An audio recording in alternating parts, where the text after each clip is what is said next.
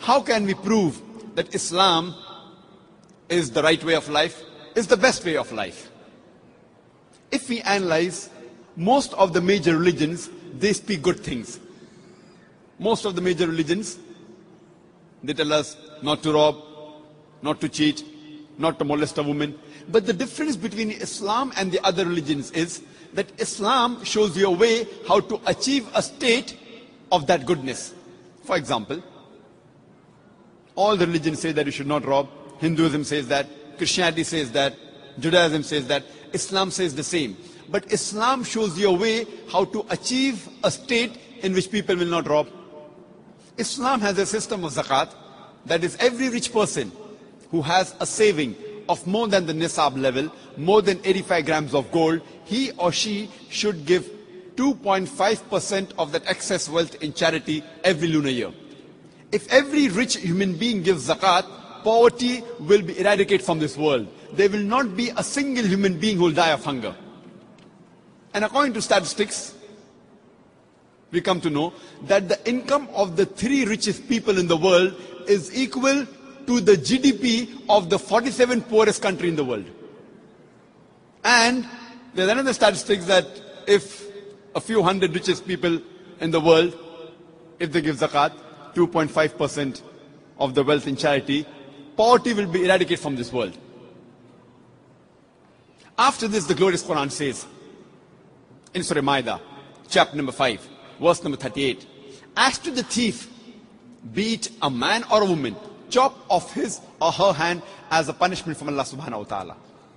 Non-Muslims will say, chopping off the hands in this age of science and technology, Islam is a barbaric religion. It's a ruthless way of life. And they think that if you go to Saudi Arabia, where this law is practiced, every second person you come across will have his hands chopped off. I have been to Saudi Arabia several times. I have not seen a single human being whose hands have been chopped off. There may be a few people whose hands have been chopped off, but it is not as common as they think it is.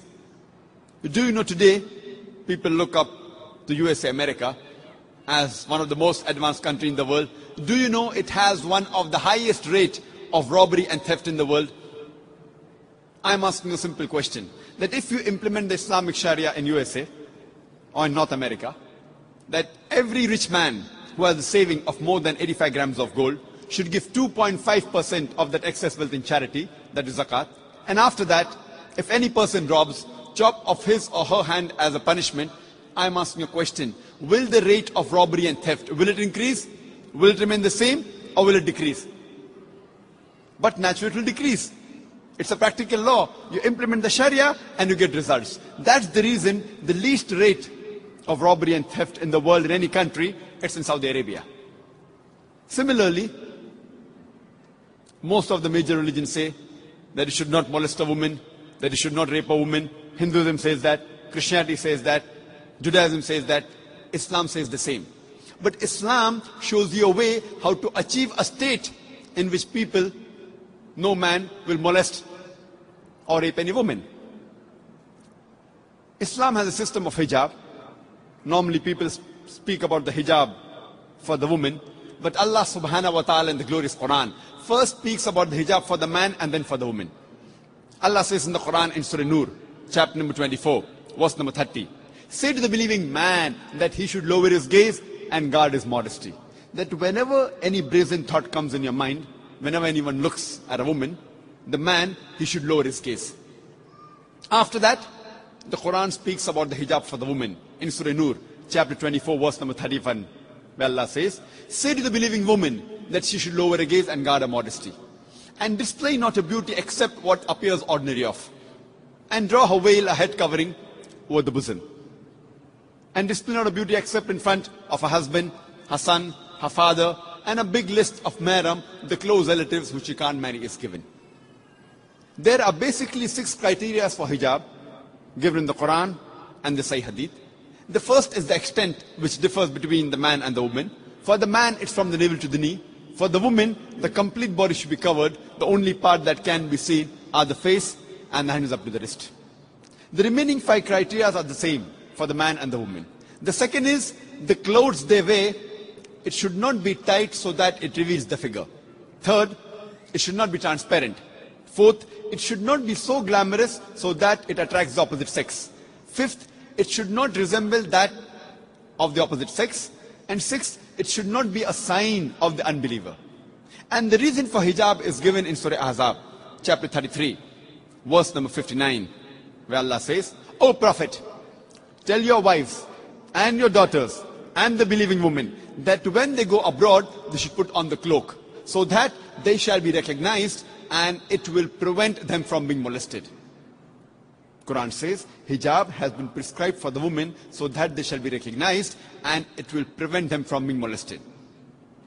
For example, if there are two twin sisters who are very beautiful, or equally beautiful, and if they are walking down the streets of Toronto, maybe Yonge Street, and if one twin sister, she is wearing the Islamic hijab, the complete body cover except the face and the hands up to the wrist, and the other twin sister, she is wearing the Western clothes, the mini skirts or short, and if round the corner there is a hooligan, there is a ruffian who's waiting for a catch, who's waiting to tease a girl, which girl will he tease?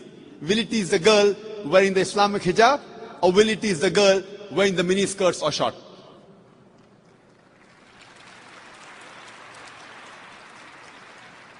After that, the Islamic Sharia says, if any man rapes any woman, he gets capital punishment, death penalty.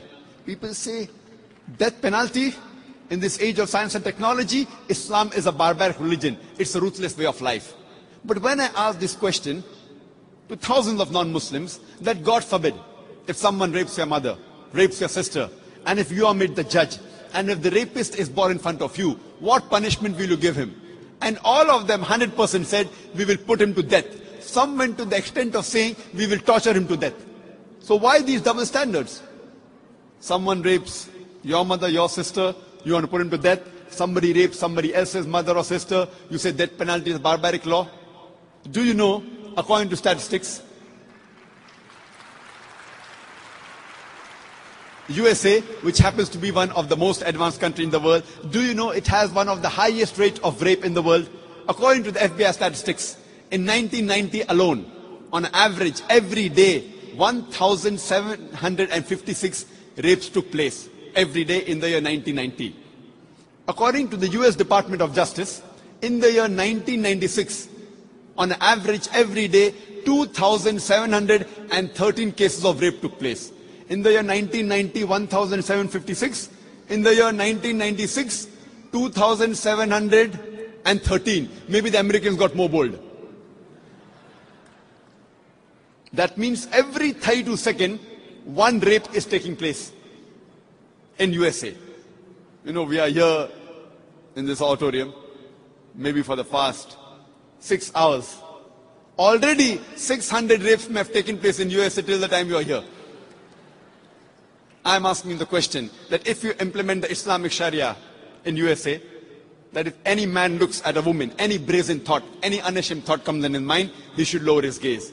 After that, every woman should be properly covered, complete body, except the face and the hands up to the wrist. After that, any man rapes a woman, capital punishment. I'm asking the question, will the rate of rape in America, in USA, will it increase? Will it remain the same, or will it decrease? Will it increase? Will it remain the same, or will it decrease?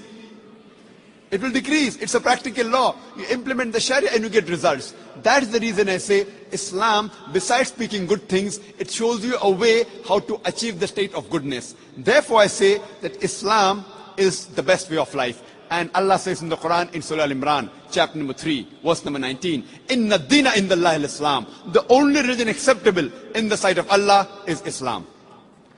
Takbir.